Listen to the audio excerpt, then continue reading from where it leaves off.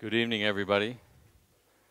Thank you for joining us tonight for our face-to-face discussion.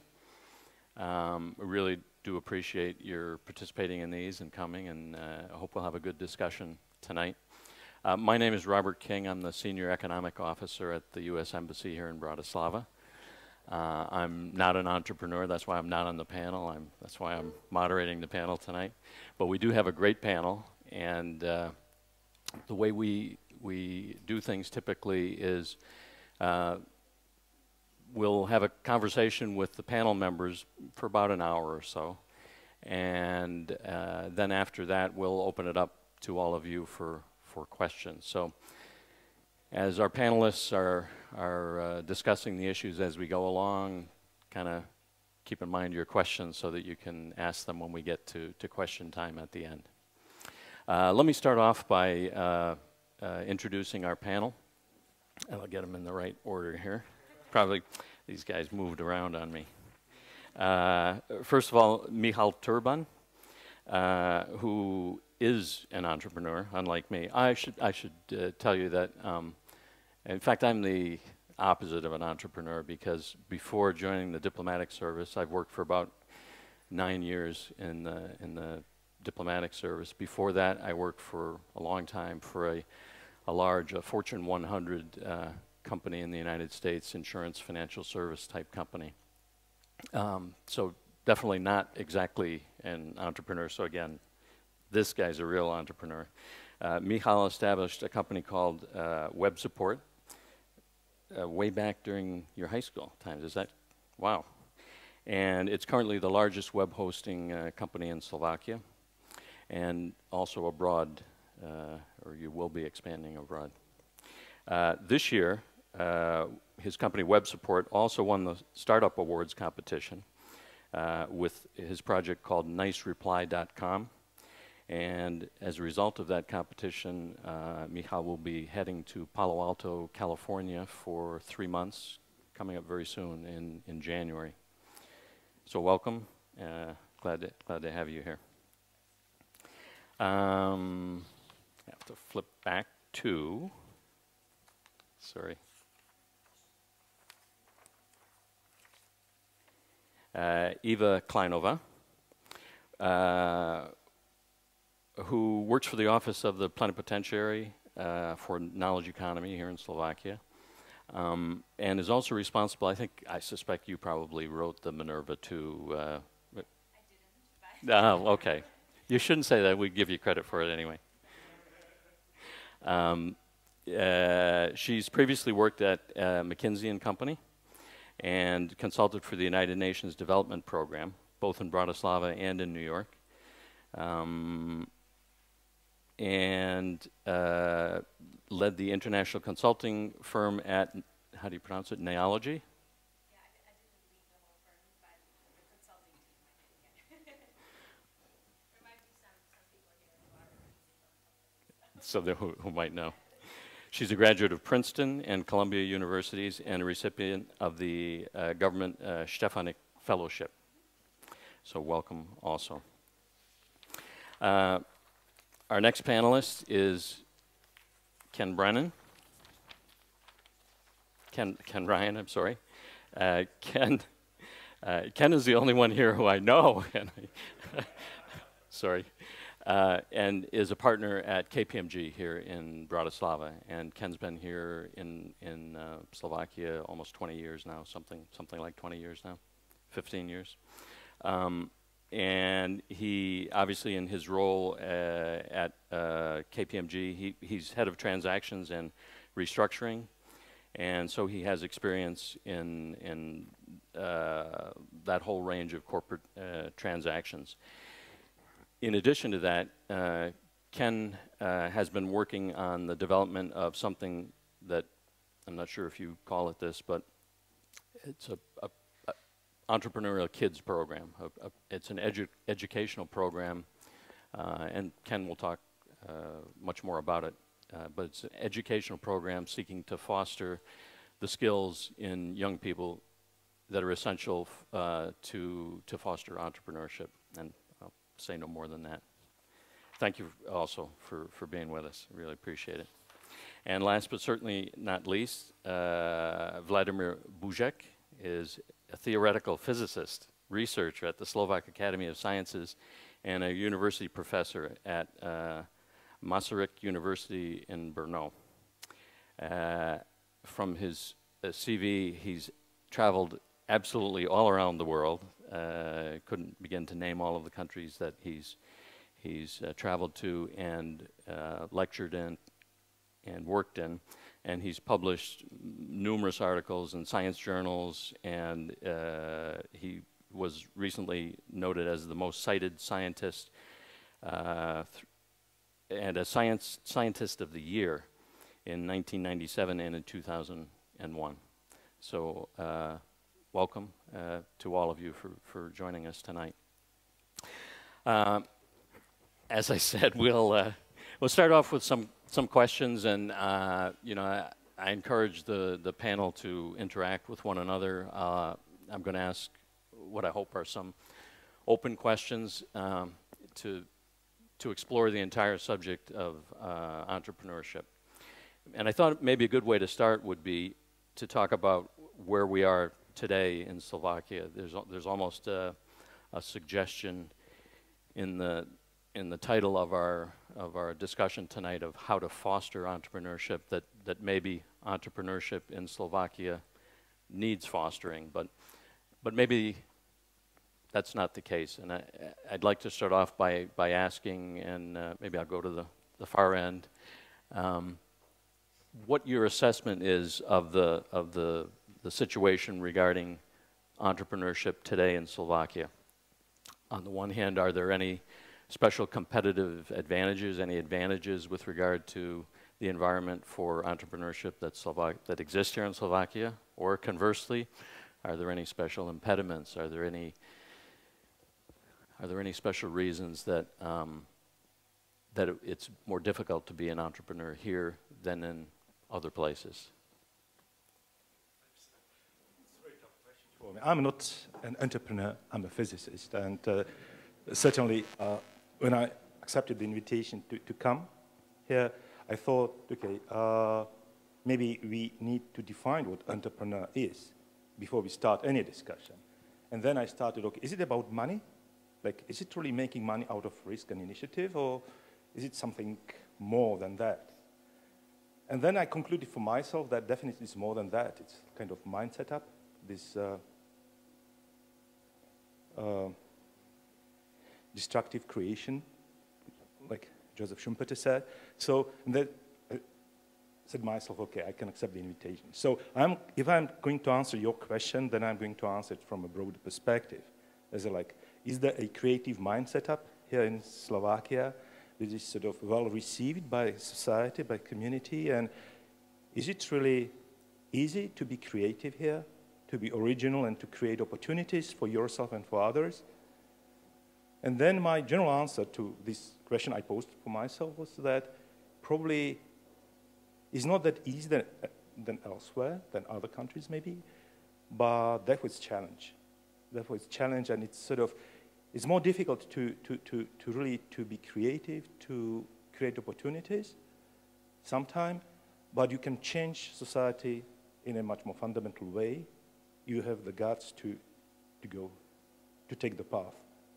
So this would be my general answer to your question. And I appreciate your answer in terms of broadening sort of the definition of entrepreneurship beyond just starting a company or operating a business, because I think it's well to think of, and I have read the Minerva report, even though you didn't write it, and I think it tries to treat entrepreneurship in that sense as well. We do have an entrepreneur on this end of the bench, and how about, what's your impression of the situation? Okay, it's working.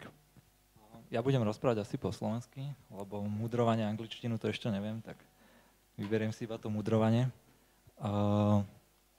Nemám nejaké extra skúsenosti z iných krajín, aby som to porovnával, ale ak aj teraz ideme na nejaké tie ostatné trhy, nevidím tam nejaký zásadný rozdiel v tom, že či je to ľahšie alebo nie je to ľahšie. Mne sa páčila tá myšlienka, že je to challenge a myslím si, že na Slovensku tých challengeov je veľa a preto si myslím, že ako také globálne podmienky na podnikanie sú tu úplne bez problémov.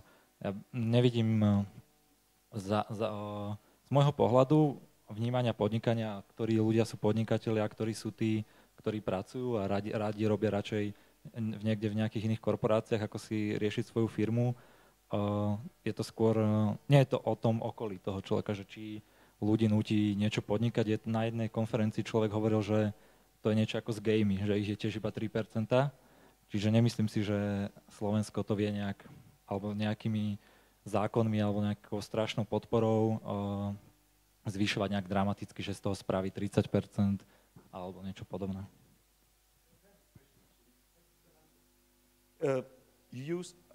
We are talking about entrepreneurship. Is the same in Slovak podnikanie? It's the question. You are talking about podnikanie, which I don't think is exactly what I have in mind when I'm speaking about entrepreneurship.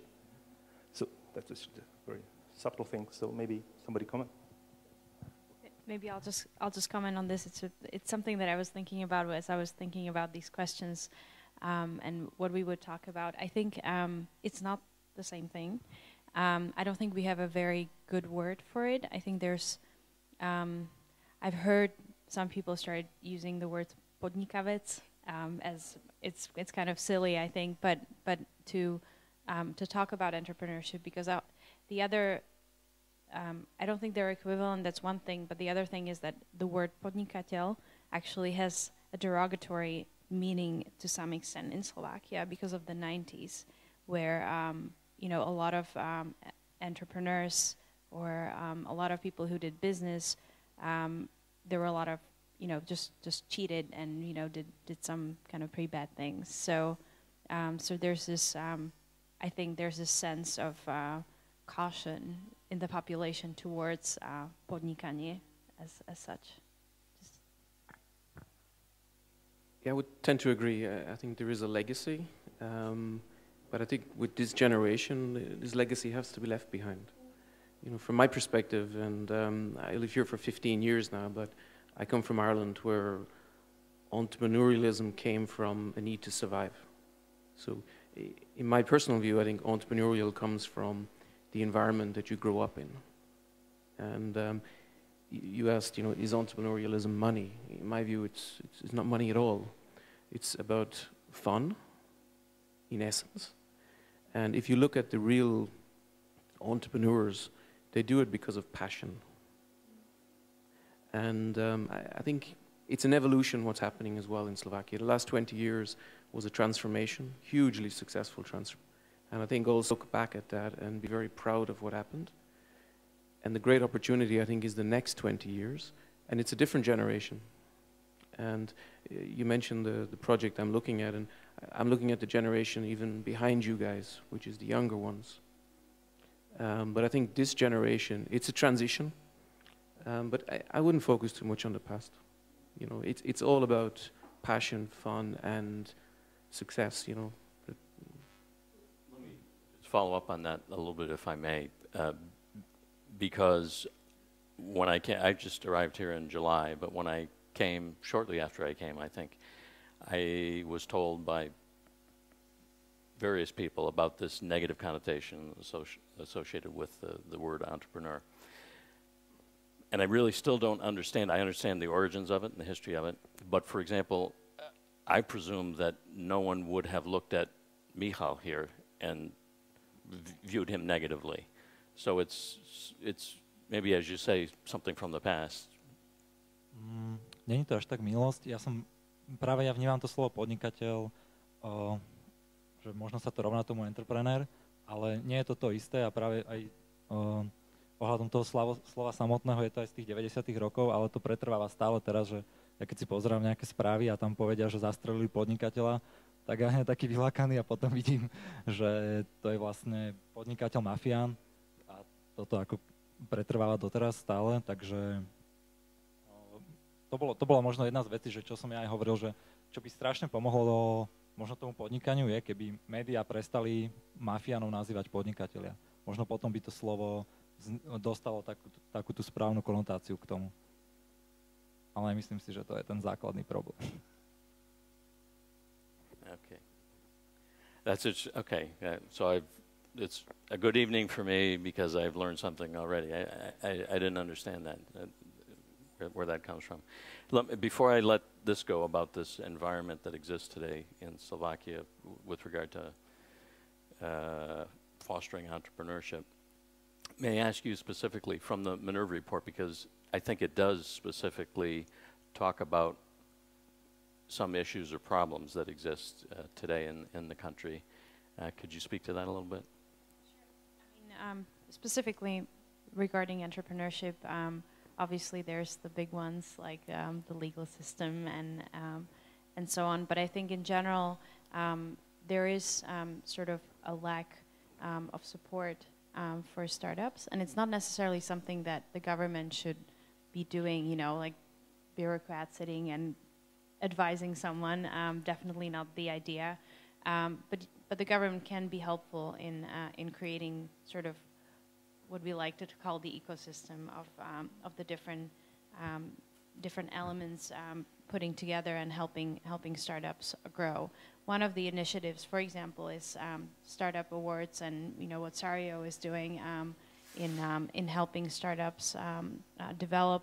The other ones are completely private, like entrepreneurs themselves, you know, organizing in startup camps and so on. So I think you know, we should be pushing entrepreneurship more. But I do agree also with Professor Bužek that entrepreneurship is much more than just you know, podnikanie, because you can be entrepreneurial, you know, in the government. You can be entrepreneurial in many ways, and I think Minerva is really trying to define entrepreneurship in this wider sense, and try to you know, also help us grow, say, in the schools and so on, and create a more potential for creativity and for so on. But just to answer your question, I mean, I would be actually interested in what you think about it also, but I do think that we still have it more difficult, for example, to start a company. Still, you know, if you look at doing business, the general rank of World Bank, we're still, you know, at the like something in the 70s or something, in terms of ranking. There's a lack of venture capital here. You can, of course, if you have a good idea, you can get money. You have to go elsewhere, which is not great. There are some angel investors, but you know, it's also they're not necessarily extremely well organized. It's starting. It's early still, and we can still, you know, we can go on in terms of if you look at startups that are coming from universities, you could be doing a much better job, or we could be doing a much better job helping them really figure out which ideas are worth patenting, which ideas are worth licensing, or creating spin-offs around, and which ideas are just not that good and maybe should just be left behind. So there's a lot of stuff, yeah. One thing that I think is interesting, and when I first met Ken, we talked about this a little bit in connection with your educational project. Along the lines of what are the characteristics of a successful entrepreneur, and then how can we develop those characteristics in the next generation, if you will. But we have a nice varied panel here, so I think it would be interesting to hear, Ken, what you've learned about what are the characteristics, and then also from Professor Bužek, who's been associated, I think, with entrepreneurship, maybe in that broader sense, in your work with university students. And then also we have an entrepreneur here who started a company, and you know, what are the characteristics that you feel have made you successful? So maybe start with Ken, please. Firstly, before I get to that point, I fully agree with what you're saying, but I think also there's a piece here of being too hard on oneself. Really, and I'm saying that from living here, but looking from the outside in. there is also a huge amount going for Slovakia and for startup business. And I really felt this at the Innovation Awards, which happened where the guys were extremely successful. And it was my first time to be at an event which was just purely inspiring. Not only the people that came with the ideas, but the people that organized it. It really was excellent. So I think, yes, there's lots to do. But I think also a message coming from the leaders of the country and from the business leaders is that, you know, no young person with an idea should be afraid of it. Yeah? They should just go for it. And, you know, we all know that startups, 95% fail. But that's no reason not to start. Yeah, I was trying to answer the question about, like, what are the problems, but I completely agree. I think, you know, we should be very positive. I think Slovakia, actually, we kind of avoided your question about why is Slovakia a good place to start these things. I think there are a lot of competitive advantages, actually. Our position, geographic position, we can, you know, be working with all these countries around us which are trying to do similar things, which are trying to, you know, which we can really learn from and are at the same level roughly. We can be working, we could be much more open probably to countries in the East and try to attract them here and work with them. I mean, there's, you know, we have, if not an excellent education system, we have a pretty good education system. At least, you know, there are some groups that are doing excellent research. You know, Professor Bužek being one of them, but you know, there are teams that are doing excellent research. For, you know, and it's we can be attracting better students to those teams at least. So there's room for improvement, but I think the future is bright. So to answer your question, the research that we did and what we came up with was that if you look at entrepreneurials, there's various skill sets, and my logic to this is that the earlier with kids you can start to give them these skill sets without even using the entrepreneurial word, the more chances they have not only of being a successful entrepreneur, but also having a better quality of life, because the skill sets are quite similar. And we categorize them into 4, which was 1 is creating value, having fun creating value, teamwork, so being able to work within a group of people, problem solving, so not seeing the negative in it, but seeing the solution. May not be the genius solution of 100%, but it's a solution that works. And empathy, so being able to relate to people. And obviously they break down into many, many different parts, and life is never as simple as 4 boxes, even if accountants like us like to use them. But the research, and again, we're not research specialists, but in our simple world, it was quite consistently coming up with these 4 teams. And what we want to achieve in the medium term is that every school in Slovakia has access to tools and examples that they can help to give these skill sets to the kids from the age of 8 upwards in a very slow, methodical way. So when they become 18, 19, etc., you know, we might have a young Steve Jobs in there, who knows? Very good. I wonder if I could ask Professor Bužek, from the standpoint, from your perspective at the university, what do you see among the people at the university? Okay, the first thing, the 4 sets of skills you described really defines successful researcher. So it's very general. It is why I essentially thought I might join the discussion, because as you any person who, there's a quite nice definition. It's like lifestyle entrepreneur. This is essentially a person who has fun with what he's doing. He's creative, has initiative, he's able to work in a team, he's able to be the leader of the team. And this is something which really, I think we are not trained to do. So I totally support, your initiative. And just to describe, when I was at gymnasium, which is a high school, a friend of mine was sort of answering in front of the class, and he started his sentence. I think that at that point he was stopped by the teacher, and she said, "You are not supposed to think, you have to know." You see, this is one thing which deformed the whole generation. Another problem we have, failure is not part of our culture. And I think if you're thinking about being entrepreneur, you have to accept a failure. It's a risky business, kind of. And also what is not quite clear, a responsibility for what you are doing, your personal responsibility.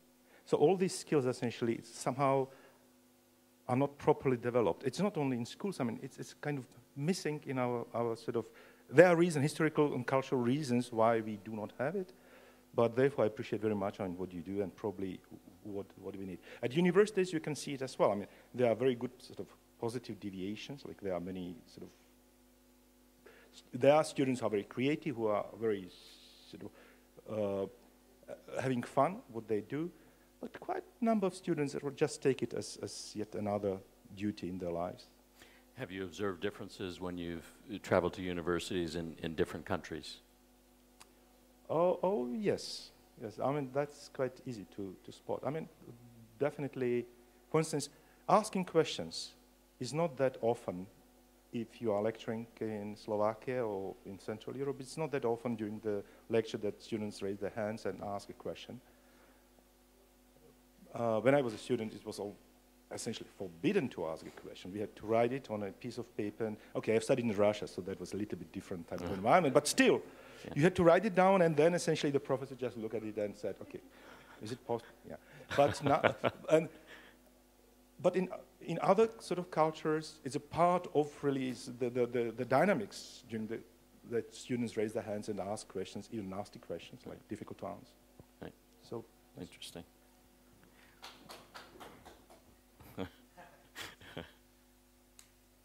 Som ja k tomu povedal, ja by som sa strašne rád hádal so staršími pánmi v sakách, ale musím s nimi súhlasiť. Všetko, čo povedali, všetky tie skilly sú úplná pravda, tiež s tým súhlasím. Ja som tiež taký nadšený, že na tej najvyššej vrstve toto celé, iba rád by som k tomu povedal, že stále ten podnikateľ a väčšina, 90% ľudí to robí alebo začína, alebo chce kvôli takým, má takú tú primitívnejšiu motiváciu, hej, baví ho to, ale stále je tam tá motivácia, že chce niečo dokázať v živote, to je asi taká najväčšia a je to ako to, čo motivuje asi všetkých ostatných, chcú dokázať, buď teda zarobiť nejak peniaze, alebo byť slávny, alebo teda zmeniť svet, že vymyslí teda niečo, alebo spraví nejaký ten startup, ďalší Facebook, ale za tým je stále skrytá tá motivácia, či už tej slávy, alebo tých veľkých peňazí, alebo toho osobného šťastia. Akože každého motivuje to byť šťastný a vlastne to je k tomu ten prostriedok, len ja som sa vždy aj cítil tak, nie že cítil tak hriešne, alebo keď som ako podnikateľ mal, že treba aj zarobiť, tak tiež som mal taký zlý pocit, že ale mňa by malo motivovať to strašné, krásne na tom celom, že tá zábava, ale zase niekto presne, iní podnikateľi a podobní sa hádajú aj o tom slovom. Videl som pred 2 týždňami také videjko You are not an entrepreneur, kde práve jeden z najznámejších investorov zo Silicon Valley práve rozpráva o tom, že aj o iných veciach, ale pokiaľ teda nezarábaš, tak nie si proste entrepreneur, že to vie byť každý entrepreneur, ako funny money, ale ja iba s vami súhlasím, to je vždy tá najlepšia motivácia, lebo keď vás motivujú iba tie peniaze, tak môžete byť taký ten podnikateľ, ten mafián, ktorého motivujú takéto veci. Len som to chcel ešte do tohto plána povedať, lebo každý jeden podnikateľ, čo začína, ktorý nad tým rozmýšľa, sa stretáva s tým problémom tých peňazí a jeho jeden zo začiatkov je ich zarábať a tam je tá celá motivácia, kadiaľ to ide. Ešte rád by som sa vyjadril k tej kultúre tých failov, s tým tiež môžem súhlasiť na 1000%, naozaj, že na Slovensku ja to sám poznám, keď sa pohybujem v komunite podnikateľov rôznych, ako náhle človek spraví nejaký fail alebo nevidie mu projekt, už tí ostatní podnikatelia dosť o ňom rozprávajú, akože s ním nepodnikaj a podobne. A nemusí byť priamo za tým niečo, že on ich okradol nejak o peniaze alebo im niečo slúbil a nedodal to, ale práve aj mne by chýbalo a možno aj k takému voľnejšiemu podnikaniu alebo väčšiemu rozletu, možno by bolo potom viac tých failov, ale na druhú stranu by sa možno vygenerovalo viac odvážnejších, zaujímavejších vecí, ako len také tie podnikanie, kopírovania rôznych služieb a zarábanie iba. Keby táto kultúra tu bola, že nevadí, že skúsiť nejakú veľkú vec a nevadí, že sa to nepodarí. Takže to som chcel iba tiež podotknúť. Yeah.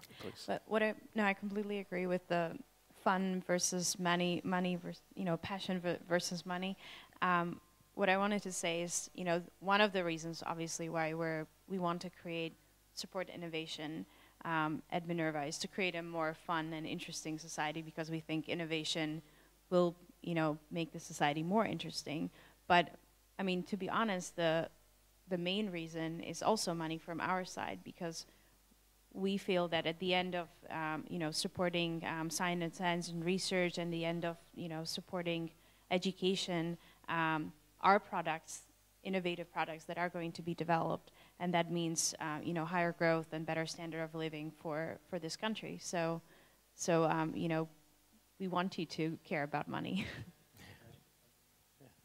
Ako si to hovoril, ma napadla presne jedna myšlienka, že aj v tých startupoch a potom nejak investori rozprávajú, oni priamo aj celé to PR, aj celú podporujú, proste, že vytvorte nejakú obrovskú myšlienku, my chceme do vás, do týmu zainvestovať a podobne, ale ich celý biznis je tiež motivovaný tými peniazmi a celý ich biznis model je nakúpiť alebo získať tie percentá v tej firme čo najlacnejšie a čo najlepšie ich predať. A každý tiež hovorí o týchto pekných veciach, ktoré tam treba mať, aby to podnikanie naozaj bola zábava, a naozaj to veľa ľudí, aj ten hlavný dôvod, prečo to robí, je kvôli tej zábave, a ja osobne iba nechcel by som, aby o tejto diskusie sa rozprávalo iba ako o takom, že to podnikanie je to krásne, vzletné a zabávame sa tam všetci, a že je to tá myšlienka. Tí ľudia sú stále tak trošku ako zvieratá, vždy ich drivujú také tie najnižšie pudy, najviac, a tam tá sláva a peniaze patria k takým motivačným, takže iba, aby sa to povedalo tiež.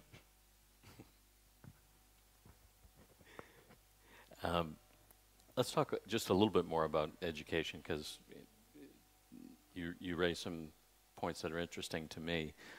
Your comments, Professor, about sort of the culture or the tradition at universities here. I presume that in making the comments that you would suggest that it would be better in terms of developing an environment for entrepreneurship if those kids were not as reluctant to ask questions, for example. And that my question would be, how do you get to that point? How do you change things such that the typical university student is more open to what you suggest should be the environment in the classroom, is more willing to ask questions, is more willing to take chances? How do you change that?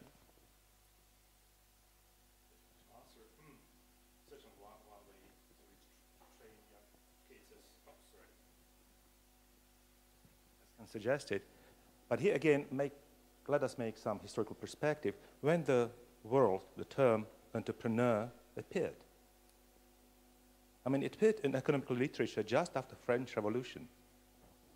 It's not a coincidence, which is just random. It was for purpose. It was when the freedom of people to be active really appeared and so it's like 200 plus years, and I think we need that time, probably not 200 years, but we need some kind of development of the whole country. As I said, it's a cultural thing, which probably you cannot change in 20 years. 20 years is just one generation, and probably we need a couple of generations. We are not as optimistic as we were like 20 years ago. We understand that some processes take much longer time. Yeah. And simply, we need a time to adjust, to sort of probably to reshuffle our priorities. And having those priorities, then we can train kids. And so another 20 years maybe, we are well. Ken's kids, because Ken, as I understand it, you're actually possibly focusing on elementary school, základná, the basic elementary primary school kids. I think when we looked at it, we've seen that probably from the age 15 up, okay. There's a lot of good projects going on there, which are supported by yourselves. So, but I believe it's, the younger you start, the better. And again, these are life skills. I'd like to demystify this thing about entrepreneurialism, quite frankly. I just think, I work in a global corporate, KPMG, but I'm entrepreneurial every day. My team are entrepreneurial every day. You have to be. So I think it's an evolution, and I fully agree. 20, 30 years. But it's a journey and it's a road. I think also maybe to come back to one point you were saying there, which is very important. The future of Slovakia. So, what is the next 20, 40 years going to be? And what we had in the last 20 years was a lot of foreign direct investment coming in. We had a lot of transitions of local big companies. And now we have, I would say, a good solid industrial base in the country. The next 20 years, investors will be looking for acquisition targets. So they're going to be looking for these companies which are being created by the entrepreneurs, the innovators, etc. So I think it's also very crucial for the future that we as a country get this right.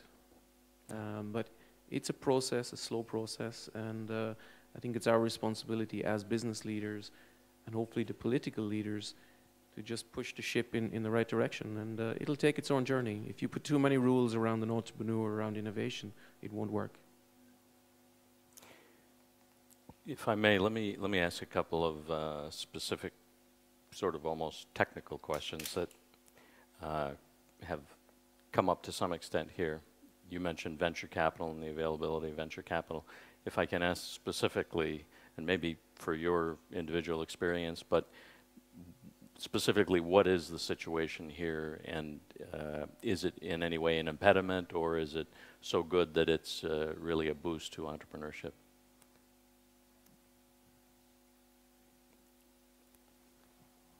Z môjho pohľadu, my sme začali bez investorov, teraz ja som aj dosť aktívny v tých startup campoch.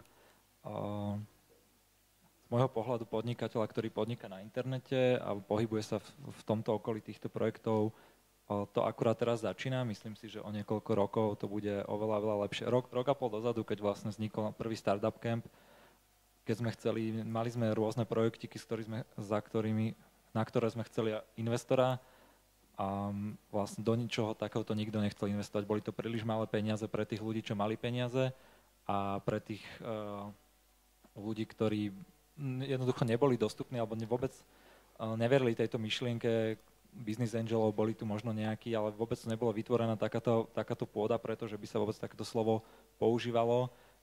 Teraz je to naozaj už fakt ušiel rok a pol, že to je ten Startup Awards, je to asi o 100% lepšie.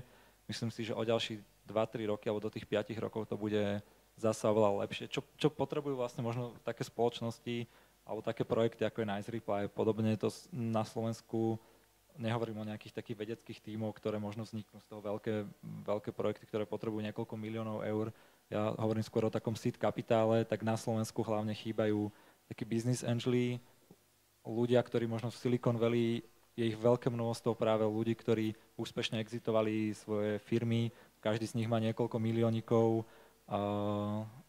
kvázi takých voľnejších, ktoré rád zainvestuje, s ktorými sa on pobaví. Na Slovensku nie je veľa ľudí, ktorí by s ľahkým srdcom, alebo nehovorím, že s ľahkým srdcom, ale tak oveľa jednoduchšie, alebo že však pohrajte sa s tým, nejde mi teraz o každý cent, ako s tým naložíte, tak takáto vrstva ľudí v tej IT oblasti ako keby chýba.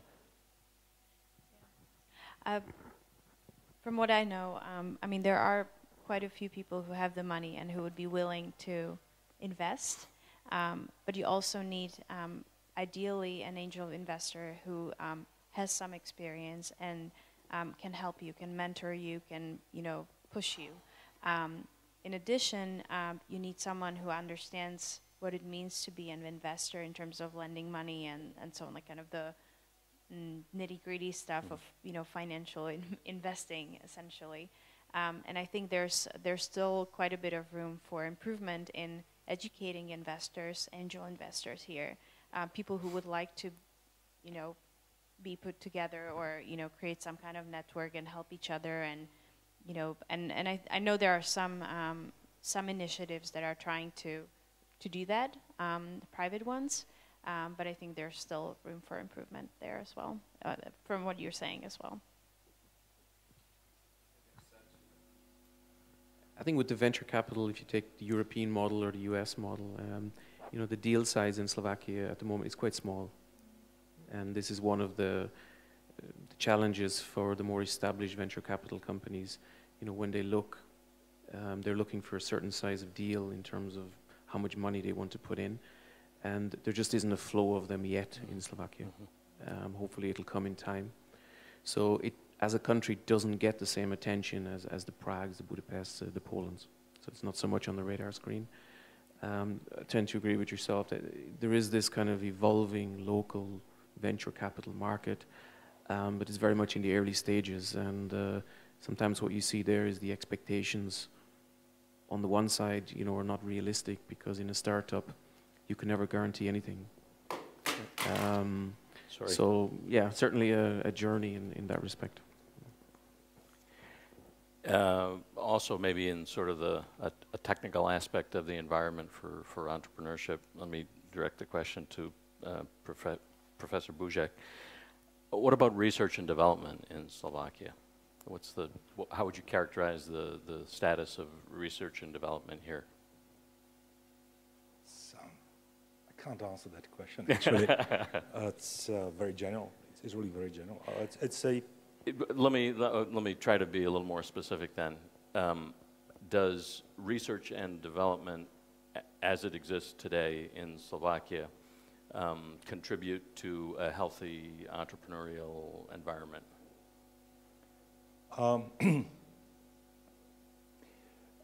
The point is that probably you cannot generalize when you answer these questions. Like, what about the schools, or sort of what about the health services here in Slovakia? You cannot generalize. There are very good research groups that really contribute towards, that generate new ideas, and which can be even used for entrepreneurial type of activities. But certainly there are groups, huge groups, that produce nothing concerning research and development. Certainly they produce something, but it's useless. So it's everywhere. It's essentially everywhere. We know that out of all the scientific papers that have been published in literature, 75% of those papers were never cited, which means nobody read them, actually. You're talking worldwide? Yeah, worldwide. So we are not that bad, after all. But certainly, so I think that the main issue would here, and what we have a problem with concerning research, is really to identify best groups and to give them support. I mean, this is where we are failing. In other countries, maybe it's realized that research happens mostly in heads of the best people, like who are best trained for that kind of activity, and in that sense, best. And this is not generally accepted here. So it's again missing culture, the missing element in our culture to understand that being successful in what you do is not that bad for the environment. It's good for the environment. So you understand what I mean. Yeah. So in that respect, it applies for research and development. And in research, it's very obvious, because there people, you can easily see what people produce as original results, and much easier than other activities. Does Minerva 2 talk about research and development? Obviously, yes. I mean, it's a major part of our analysis and our solutions as well. I mean, I can only agree that there are some very excellent teams that are working on great stuff, and some of it can be commercialized and is being commercialized in many, well, some cases. You know, there aren't, you know, dozens of them maybe, but some. You know, but we have to do a better job really selecting those that are the best, and, you know, moving from there and try to create maybe bigger teams, or, you know, a whole. I love to use the word ecosystem. But what specifically you're interested in? In preparing for this, doing some reading about entrepreneurship in general and environments that are friendly and conducive to the development of entrepreneurship. Research and development is, and and maybe because we're almost going to run out of time, and I want to do I want to play a little game here too before we finish and open it up to questions. But let me ask one other question that is a little bit beyond the research and development area. And I often see this cited also as one of necessary environmental factors for a healthy and entrepreneurship environment, and that is an environment in which existing companies help new startup companies along the way. To what extent does that exist here? How? I mean, I know that KPMG is helping Nice Reply, but I mean, it definitely exists to some extent. I have to say I don't have any data to show how much it is happening, and from a gut feeling, it could be happening much more. But I don't know what your experience is, maybe from the point of view of a large company as well. Until now, it's probably fair to say it just wasn't on the agenda. Companies had other agendas, but there is a lot of goodwill there from the corporates, and I would actually link it in a little bit to the research and development within the academic world. And for me, over the next 5-10 years, this can have a huge impact if the corporate world and the academic world and the startup world can bring it together. Right. And I think the way to do that is a couple of best cases to show it can work. I think it doesn't necessarily need government support. I think it needs a government stamp of approval. This is the right thing to do it, and then business logic will prevail. It'll go that road. It's a matter of how quickly it'll go that road. You just have to look around at other countries, and this is what happens. And I think yes, it will work. Ja možno odpoviem aj na tú otázku predtým spolu s týmto príkladom, že či existuje teda nejaký ten R&D prepojené so spoločnosťami a vedou. Ja som včera bol vlastne na stretnutí s 3 chalanmi, ktorí sú študenti, zároveň aj robia, majú nejaké svoje občianske združenie, popri tom teda ich taký startup je, že vypúšťajú meteorologické balóny, alebo o toto sa snažia, a jeden z takých ich cieľov na budúci rok je akože vypustiť družicu. Ja sa do toho moc nevyznám, neviem, či to už nie je ako keby za 100 rokov za opicami, ale akože chalani boli naskilovaní riadne nejakú takú prvú slovenskú malú kocku, čo bude pol roka obiehať okolo Zeme, potom, lebo to nebude asi úplne až vo vesmíre, tak potom zomrie. A možno to, že ja som bol z toho úplne udivený, pretože im stačilo, akože naozaj, oni boli šťastní zo pár stovák eur na takéto rôzne projekty, a že práve tam nie je tam takéto prepojenie, že vôbec ľudia, ktorí študujú na vysokých školách a majú takéto zaujímavé myšlienky, nemajú vôbec v hlave to, že sa môžu na nejaké spoločnosti ako keby obrátiť pomoc z toho vývoja, alebo že, nechcem to povedať tak blbo, že ich v škole neučia vôbec toto, že máte takúto možnosť aj v rámci školy. Bo naozaj boli to veľmi šikovní chalani, aj ten projekt z ich slov, to teda má byť nejaká prvá slovenská družica, aj keď to bude kocka, ktorá si bude poslať nejaké data, a oni vôbec nevedeli, ako tento nápad, alebo toto mali nejakú spoluprácu s Osávkou, aj tie meteorologické balóny tam nejaké merania robili, ale na tomto príklade som chcel povedať, že myslím si, že v reáli to určite sú výnimky, kde to funguje dobre, kde nie, ale akože kebyže mám povedať globálne, tak zovšeobecniť túto vedu, tak by som povedal asi, že to nefunguje nejak jednoduchšie, že vôbec nemali takúto myšlenku, že ani nehovorili, že my sme sa už uchádzali o viacero vecí, oni to proste nemali v hlavách, že vôbec máme my možnosť takto. Na druhú stranu, na tom príklade odpovedať, že tie spoločnosti, aj teda akože naša, chceme s nimi ísť do spolupráce, im pomôcť, a nie sme len my taká firma, je kopec rôznych takýchto mladých firiem, ktorých ja poznám, majiteľov, ktorí pomáhajú rôznym iným firmám, či už aj mentoringom, alebo aj takými mini investíciami a podobne. I also think there are sectors that are more prone to sort of open innovation platforms. Let's say the energy sector oftentimes opens up and says, we need to do these things, and we're looking for startups that would fill this gap that we need, or this problem that we need to solve. There are other sectors like that. So I think I just wanted to add that it depends. I think maybe you know, maybe in the IT sector it's a little bit different, but in other sectors it could be, there could be more done. Okay. Like I said, I want to play this little game while we still have a minute or two before questions. We call this game Truth or Myth. And these are all statements that one might commonly see with regard to entrepreneurs or entrepreneurship. Number one, I think I know how some of you will answer these, in particularly this first one. Entrepreneurs are born, not made. Truth or myth? I'll look at Ken first here.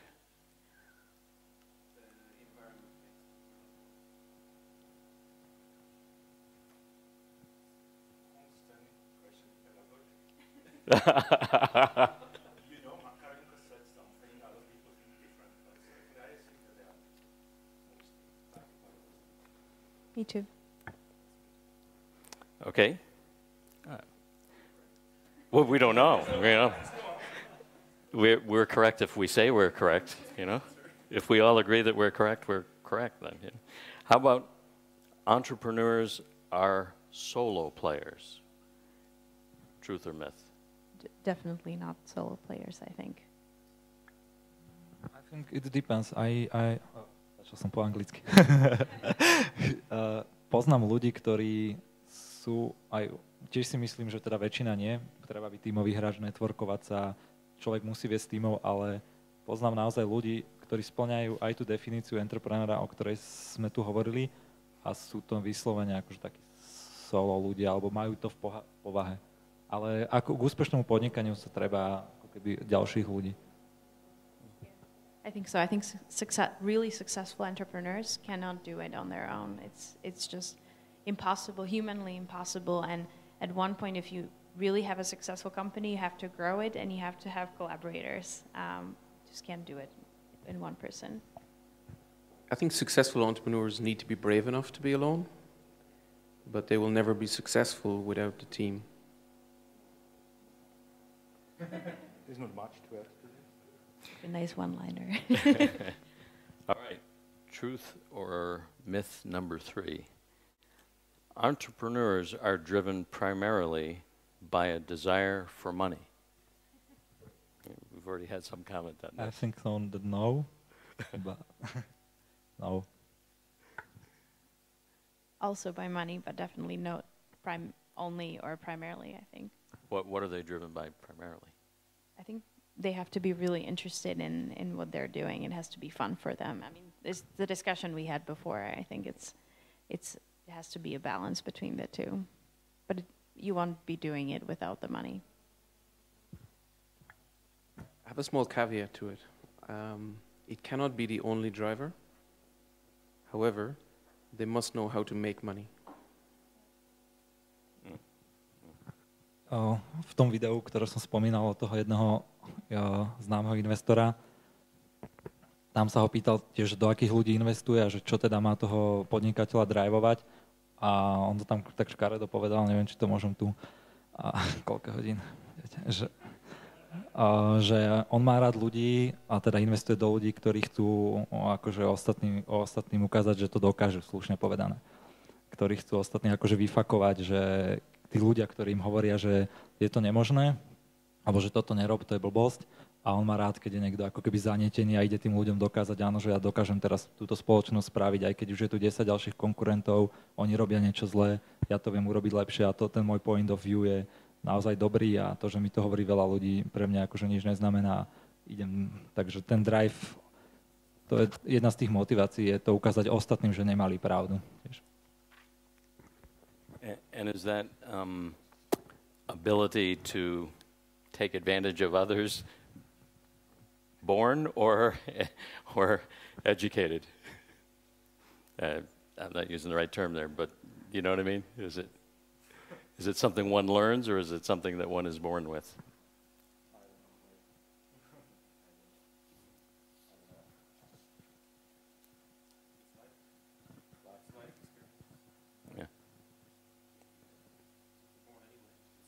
Yeah. Lastly, before we go to questions, real entrepreneurs usually succeed. Truth or myth? Start. I mean, what's a real entrepreneur? But, and what is success? I would say that they usually fail, probably. But, you know, the failure is just a way in which they iterate ideas. Because I think creativity is about iterating a lot of ideas and being able to generate a lot of ideas and being able to evaluate them and throw out those that are bad. And failing in a company is a way of evaluating an idea and throwing it out as bad as well. So if you keep going and if you keep iterating and you keep generating new things, you know, well, not everyone will succeed, obviously, but those that eventually succeed, I think, end up being stronger entrepreneurs than those that, you know, do it right the first time, and it's more or less luck, maybe. Michal, may I ask you a personal question? Do you feel you've ever failed in the projects that you've undertaken? Áno. Každý deň skoro. Úspešný je ten, ktorý urobí menej chyb ako ten druhý, a respektíve pri každom. Ja som vždy hľadal nejakú dokonalosť v manažovaní alebo vo vedení tých príkladov a myslel som si, že vždy je tam tá jedna správna cesta, tá dokonalá, aspoň teoreticky, a k nej sa najviac priblížiť, ale človek tú cestu môže dosiahnuť 1000 rôznymi spôsobmi a naozaj z takej strany, ktorú si predtým myslel, že nie je možná. Ale mali sme rôzne projekty, aj startupy, akože firemný projekt, ktorý sa jednak robil, neurobil sa, ale aj ďalší startupy, ktorý sme chceli urobiť a mysleli sme si, že to bude svetový trhák, a po roku umierania, predĺžovania ešte nádejí sme sa s ním museli rozísť, takže tie faily patria k tomu a to správneho podnikateľa iba posilňuje, toho nezničí. To je jedno, že je tu kultúra nejaká, ktorá ukazuje toho človeka ako slabého alebo zlého, ide o to, čo si ten človek z toho zoberie, a sú prípady, keď človek vyfailoval 4 firmy a z 5. spravil miliónovú spoločnosť, takže myslím si, že keď nejaký podnikateľ hovorí, že nespravil žiadne chyby alebo že sa nevyfailoval, tak nehovorí pravdu. Každý jeden správny podnikateľ, ktorých ja poznám, hovoria, že failujú na dennej báze. Thank you. Other comments? Why don't we then, thank you, I appreciate that. Why don't we open things up to questions from the audience? What about angel investors and you know, others willing to provide some financial assistance to burgeoning entrepreneurs? You said that, you know, it's sort of developing now in Slovakia, but it's not as developed perhaps as in other countries. Can entrepreneurs, and maybe this is really just for Michal, can entrepreneurs here reach out to angel investors elsewhere? I mean, has that been done? Has that been attempted?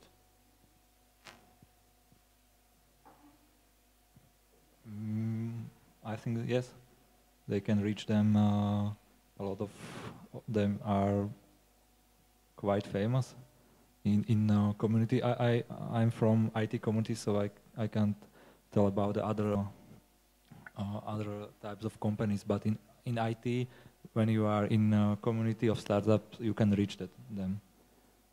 But 2 years ago, it not was so easy. I was just talking to someone from Start Europe. I don't know if you're familiar. They're a company that organizes events for startups. Correct me if it's not the right definition completely, but what he was saying, he's German. He lives in Bratislava actually. He's organizing this for, you know, this region, and they organize this event in Vienna for startups every month, I think. And he's been telling me that actually recently over half of the startups that present at these events are from Slovakia, and they're, you know, they're going after the angel investors in Austria. Also, you have angel investors from Hungary coming to events here, so from the Czech Republic. So I do think that there's access to these people, and you know, and there's nice replies going to Silicon Valley. Obviously, they'll have access to angel investors, maybe VCs. So you know, I think if you really have a good product, and if you're willing to reach out, there are possibilities to get investment. It's you know, I'm sad that there aren't here, but I think it's also a problem with the deal flow and so on. It's just too small.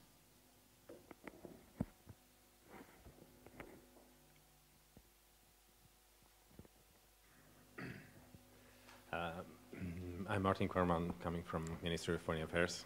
Good evening. I'd like to ask you whether you see any border between having fun and having passion, because I think entrepreneur is someone who is making from, I heard the definition, who is making from nothing the value, but physicists, they will argue with me, and I understand. Entrepreneur is someone who is transforming idea into the value. I think this is the better definition. And by this activity, I'd like to know whether you think and you see any border between having fun and having passion, because behind passion, in my eyes, is a bit more responsibility. Because having fun, we can do anything. But is there any usage? Is there any real value? Thank you. I think I use the word fun probably a little bit flippantly. You know, a business will not be successful unless there's value created in reality. And I think one of the traits of a good entrepreneur is somebody who can feel it. Now, are you born with that? Are you not born with that? That's another question. But that's what, in my view, distinguishes a successful entrepreneur from an entrepreneur who maybe is not so successful. And yes, patience is one of the virtues. What's patience? You know, do you wait 2 years? Do you what? So there is a little bit of that business acumen, but a little bit like with a startup as well. You know, you don't want to jump into angel capital or anything like that. You have to know when is the right time. And I think earlier somebody mentioned, you know, if you're bringing in an investor, money is one attribute. But to me personally, the more important one is the one who can give you the right guidance. And I would give that advice to any startup or any investor. You know, talk about the money later. First of all, talk about what are they bringing to the table for you and for your vision for what you want to achieve. But I think in life, patience is a virtue, so entrepreneurialism is no different. Minor comments. The first, you said that transition from idea to value. I believe there's nothing more valuable than a good idea. So idea has a value. That's the other thing about the fun. It depends very much on the definition of what fun is. Like, I might have a fun sitting 16 hours in front of my desk and doing calculations. And probably this is not the concept of fun other people might have, but it is a fun. So if you do something good. So I think that this is the fun you are talking about. It's something you are devoted. You really think, oh, this is great. I mean, I'm achieving something. By the way, I just,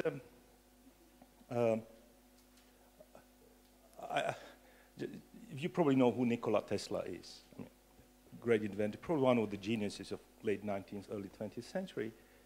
And he essentially is the one who probably might be the biggest entrepreneur of all the times, but he failed completely. And he was the one who was, he was suffering a lot, but had fun what he was doing. He was the one who essentially was individualist, therefore he failed completely. He would be the case to analyze, to understand what the entrepreneur should do in order to succeed.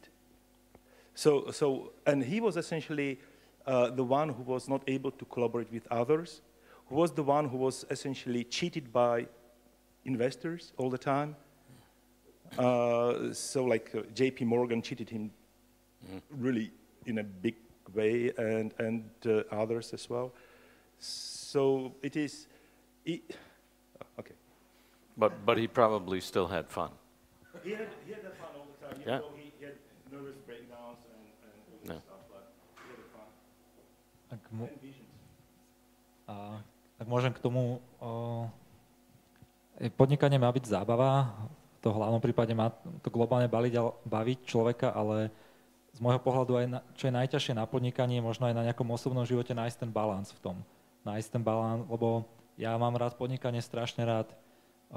Robím určite druhý úloh, ale na druhú stranu neznášam papierovačky a podobné veci, ale človek to musí tiež urobiť. Hej, a ide tam o nájsť v tom podnikaní aj v tom manažovaní ten balans. Takisto vo vedení tej firmy nájsť ten balans medzi tým, koľko chcem zisku a ako chcem tú spoločnosť viesť, ako sa chcem správať k zamestnancom. A nedá sa aj na jednej strane extrém, aj na druhej strane nefunguje. Čiže nájsť ten balans je to najťažšie asi na celom podnikaní.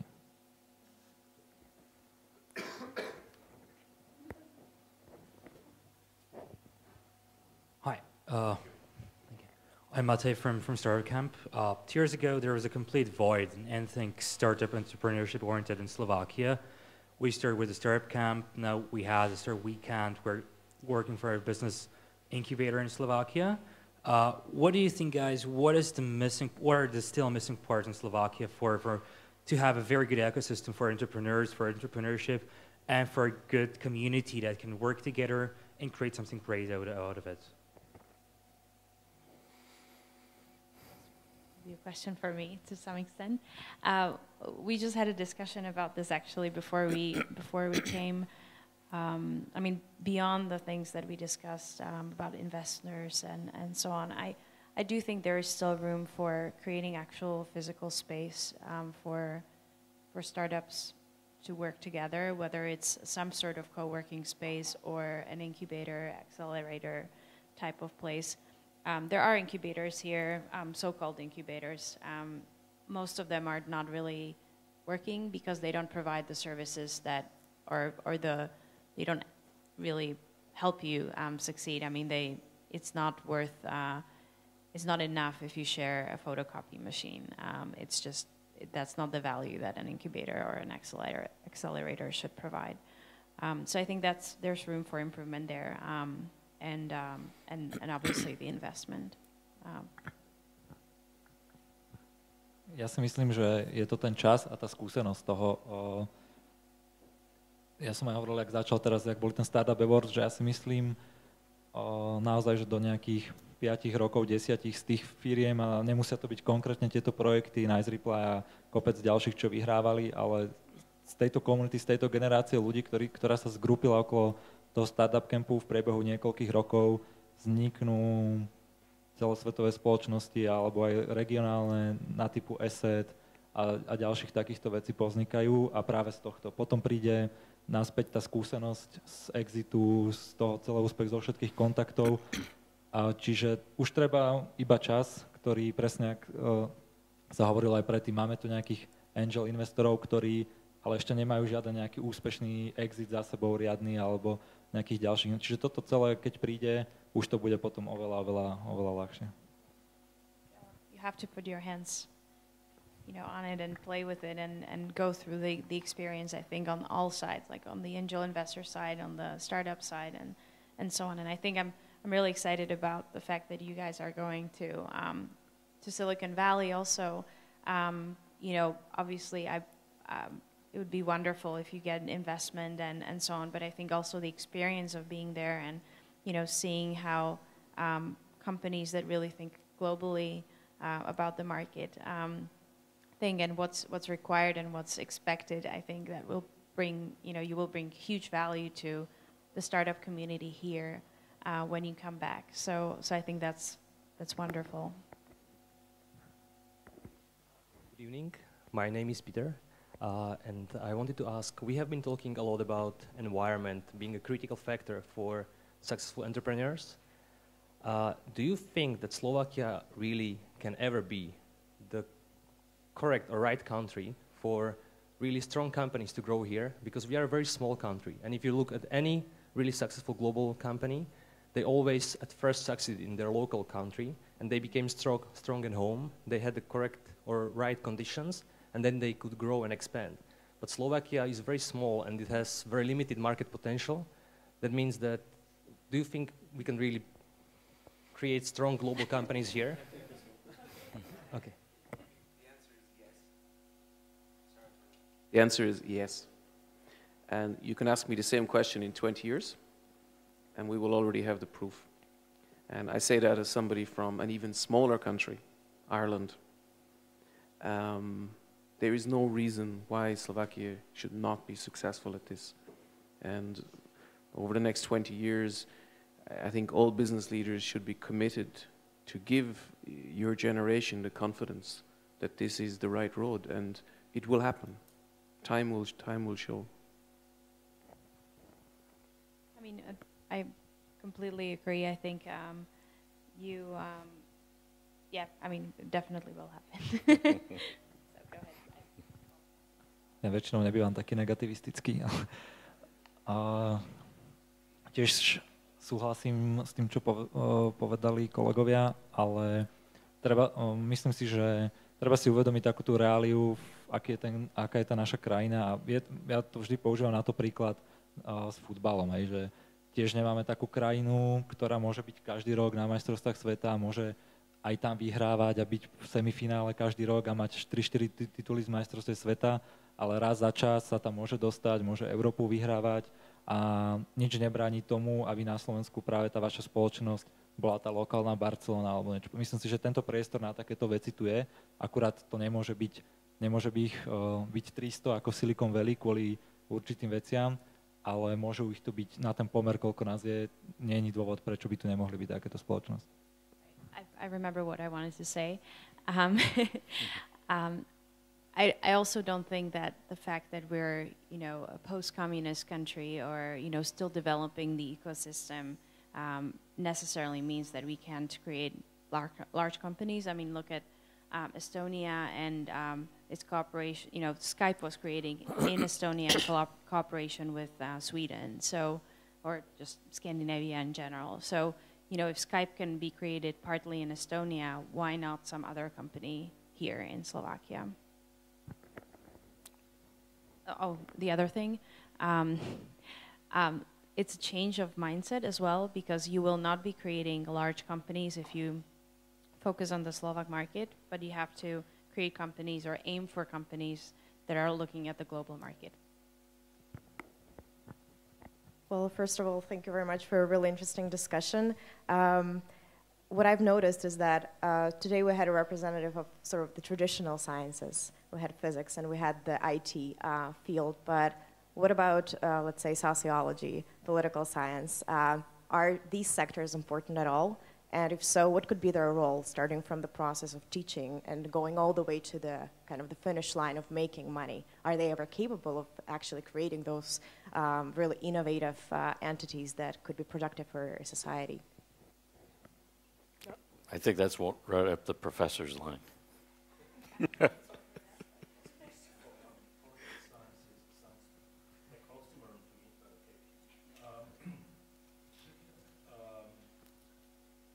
Certainly, and probably this answer will be related also to the question before. There's a room for everybody, even in a small country. The most important thing is to be creative enough to find your own niche, to find something which is different enough, and also and to promote yourself, your idea, broadly enough. So certainly, sociology is they are applied.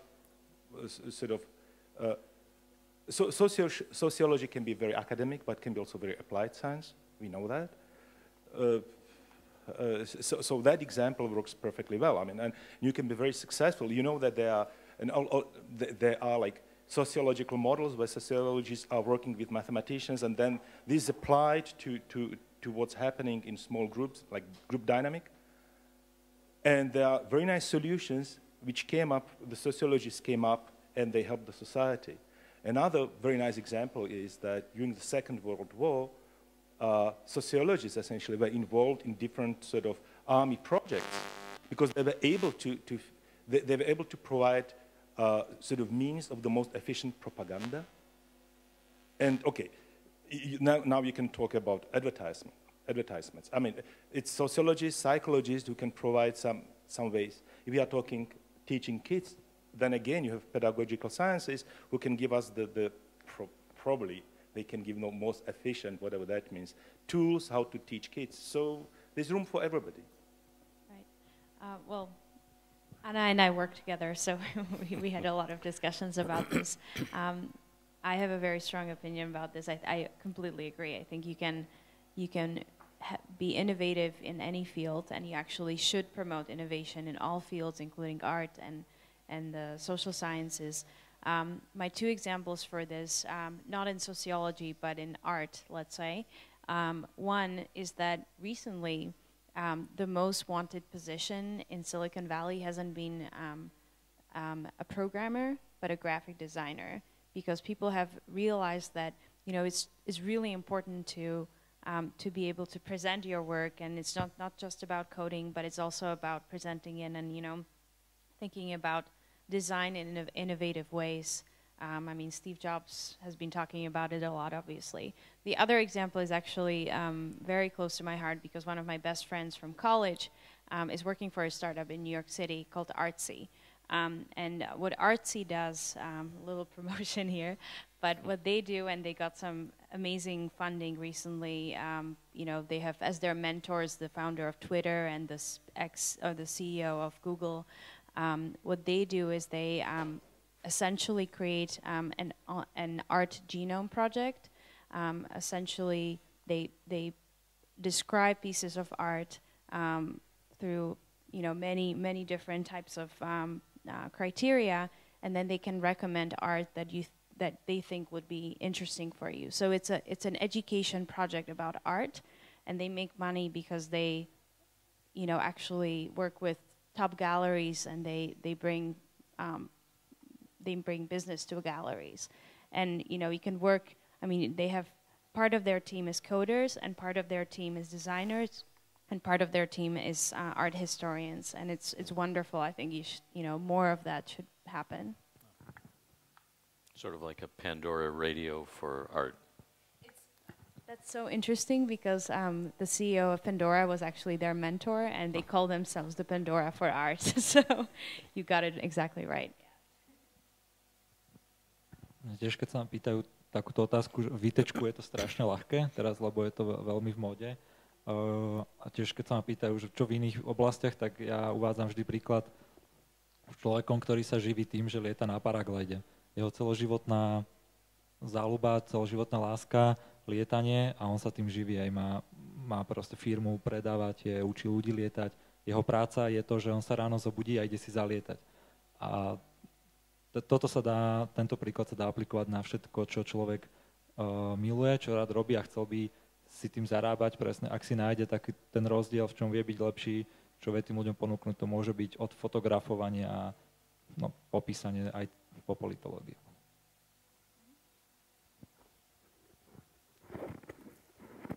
Other questions? I've lost my... Yes. Hello. I think there is a fundamental question here. What we are missing here to grow business in this country? What do you guys think? Fundamental. Ja to poviem možno z môjho pohľadu, čo aj mne teda moji mentori alebo rozprávajú, je, že prestaň byť živnostníkom.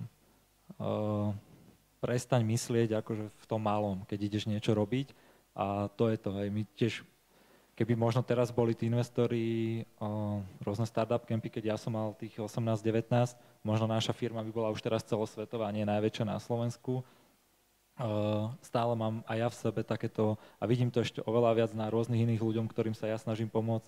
Oni nemajú nielen že slovenské myslenie, že v rámci Slovenska pomene čo ponúkať, oni majú ešte aj regionálne. Hej. A nehovorím o regionálnych službách, nejakých penziónoch alebo niečo podobné, ale IT veci, a chcú to robiť na región a vo svojom meste, kde ten market je ešte oveľa menší. My sme taký ten národ, a je to aj v tej škole, že nás neučia myslieť tak vo veľkom, že poďme teraz urobiť, je tam toho, že sa bojíš vyfailovať, aj nechceš ľudia stále nedokážu pochopiť nejakú úlohu toho investora, že niekto ti dá peniaze a nechce ťa zabiť za rok za to, keď mu ich nevrátiš, alebo čiže myslím si, že ten mindset, a toto je taký najväčší problém v podnikaní aj u mňa osobne asi. Yeah, maybe I'll add to it. I would say a couple of things. One is confidence in oneself and the acceptance that failure is okay. I think you genuinely have to fail in business to really appreciate success. And even when you have success in business, you will fail again, and that's okay. But you have to fail with dignity. That's a slightly different discussion, but I think confidence, and I see it, it's coming. I really was at that event recently. It was there, it was on the stage. It was really inspiring to be there. So this is coming, it's on a good road. Personally, I would like to see the tax regime more investment focused. You can have a concept about a simple tax scheme or regime, and it's good. But I think looking forward now, there is a kind of a flexibility needed in there to link the angel investors to the startups, etc. This has worked very well in other countries, and I think that's something certainly the policy can help. And I think that can be a trigger. And then I just think time, and not to be expecting things really, really quickly. Time takes, and it will come.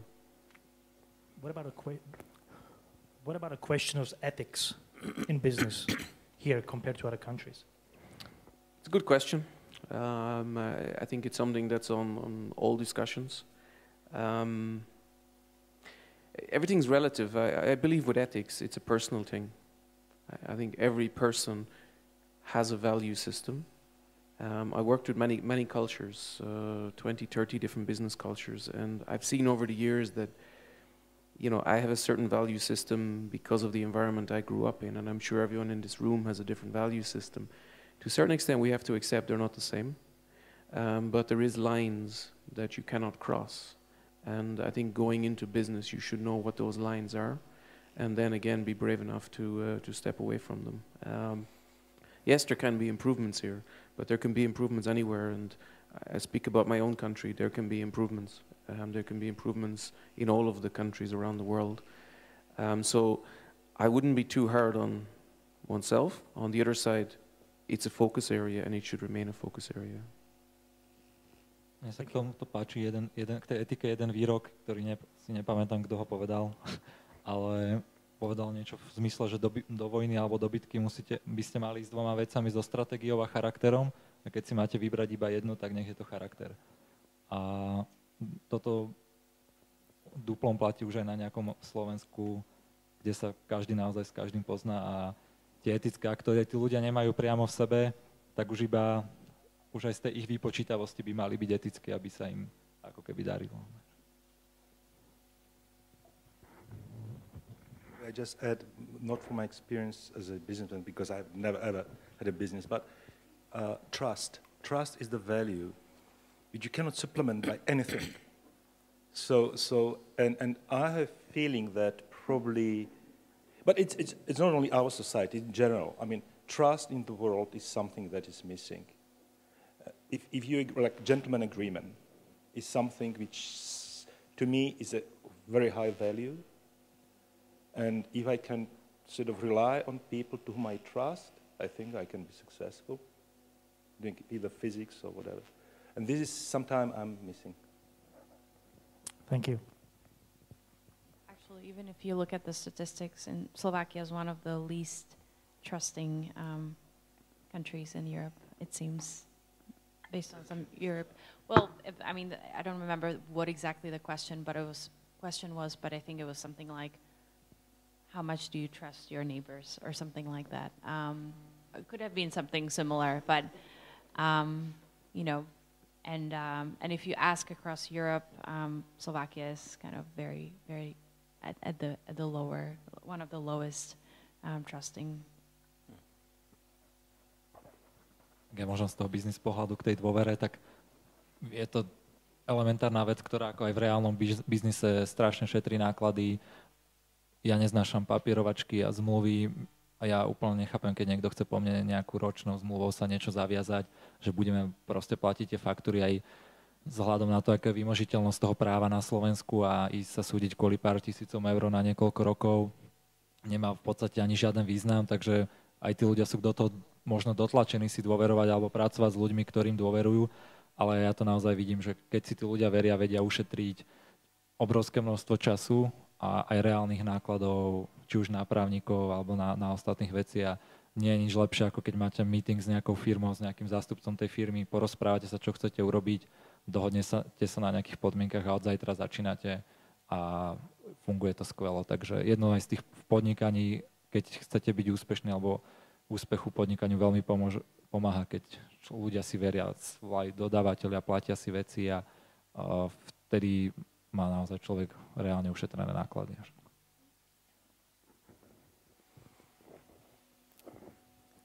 And if there are no other questions, I'll just close things by asking a question of Ken that I neglected to ask before. When Ken sent his little CV bio, he indicated at the bottom that his entrepreneurial career started when he was 9 years old, when he began trading eggs and sausages. And we have to hear this. We cannot leave until we hear this story.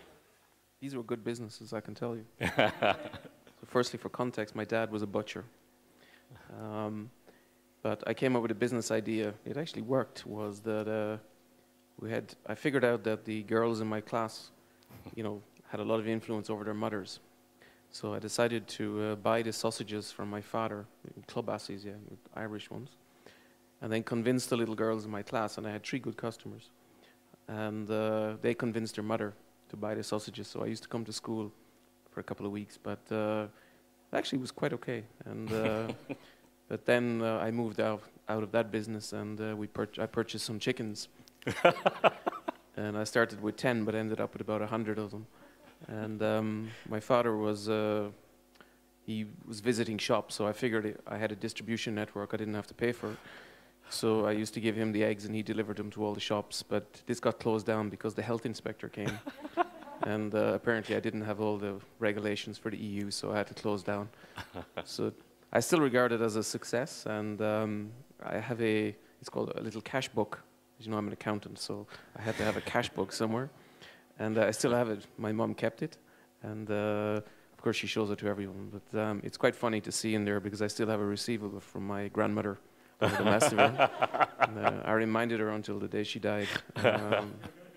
So that's my sausage and chicken story, which I wasn't expecting to tell. But Great. Okay. A fitting way to end. I want to thank, of course, all our panelists for a great discussion, and I want to thank everyone in the audience.